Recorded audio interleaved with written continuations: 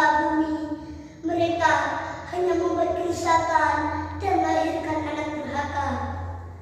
Kemudian Allah memerintahkan Nabi Nuh untuk membuat kapal yang sangat besar dari kayu.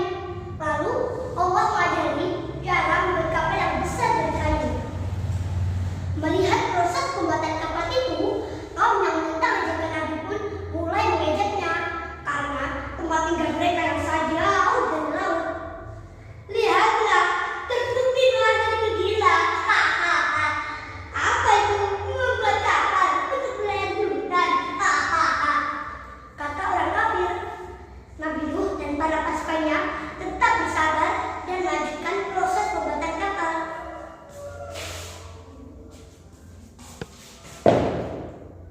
Inilah kapal terbesar yang pertama kali diciptakan oleh manusia. Kemudian Allah memerintahkan Nabi Nuh untuk mengangkut hewan secara berpasangan untuk dinaikkan ke atas kapal, dan semua orang yang beriman kecuali istri dan anaknya Nabi Nuh. Mereka termasuk orang durhaka dan mereka enggan untuk menaiki kapal. Pada suatu malam, hujan turun dengan sangat derasnya, disertai oleh angin dan juga petir. Lalu air naik dengan sangat cepat sehingga menenggelamkan banyak rumah. Nabi Nuh yang melihat dari atas kapal melihat putranya yang sedang ingin menyelamatkan diri dari banjir.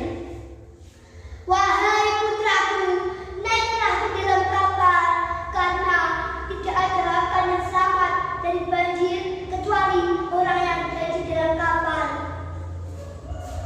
Tidak, ayah, aku akan naik ke bukit yang sangat tinggi sehingga aku dapat selamat dari banjir.